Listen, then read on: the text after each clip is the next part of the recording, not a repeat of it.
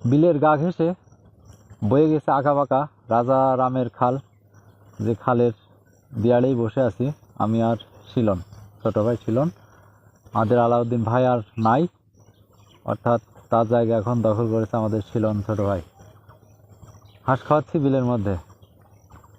গত প্রথম এবং দ্বিতীয় ভিডিওতে বলেছিলাম হাঁস লালন পালন সম্পর্কে, হাঁসের বোর্ডিং সম্পর্কে। আর এই হাঁসের বোর্ডিং কতদিন রাখতে হয় এটা জানা গুরুত্বপূর্ণ, এবং কতদিন পরে হাঁসের বাচ্চা পানিতে দেওয়া যায় এটাই আজ বলবো।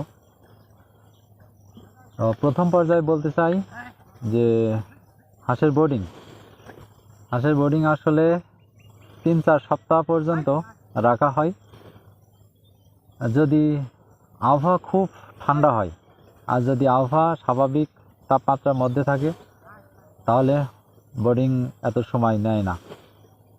তবে তাদের খাবার দাবার, পানি এগুলো খুব দেখভাল করতে হয়।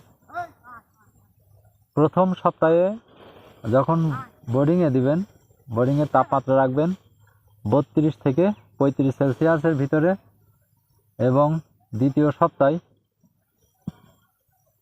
32 থেকে 29 সেলসিয়াসের ভিতরে, আর তৃতীয় সপ্তাহে 29 থেকে 26 সেলসিয়াসের ভিতরে, আর চতুর্থ সপ্তাহে যে রাখবেন 24 থেকে 26 সেলসিয়াসের ভিতর।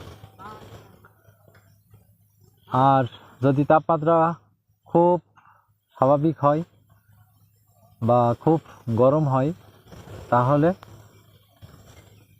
বোর্ডিংয়ের প্রয়োজন হয় না। তখন আপনারা বাচ্চাগুলো ফাঁকা জায়গাতে বের করে দিবেন, যাতে করে তারা একটু খোলামেলা জায়গাতে হাঁটতে পারে, চলতে পারে, ফিরতে পারে। এমন জায়গা তৈরি করে দিবেন যেখানে রোদ লাগবে এবং ছায়াযুক্ত জায়গা থাকবে।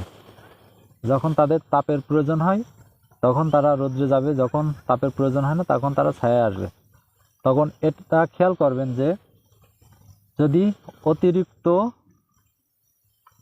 ঠান্ডা হয়, মনে করেন যে বাচ্চাগুলো অতিরিক্ত এক জায়গায় হয়ে যাচ্ছে, পাইলিং হয়ে যাচ্ছে, জড়ো হয়ে যাচ্ছে, তখন বুঝে নেবেন যে তাপমাত্রা তার থেকে বেশি দরকার। তখন আবার বোর্ডিংয়ে ঢোকাবেন, অর্থাৎ বাল্ব দিয়ে আবার বোর্ডিংয়ে দেবেন। আর যদি ওরকম এক জায়গায় জড়ো না হয় তাহলে আপনারা স্বাভাবিকভাবেই রাখবেন। এখন কথা হচ্ছে বাচ্চা কতদিন পরে আপনারা পানিতে দিবেন।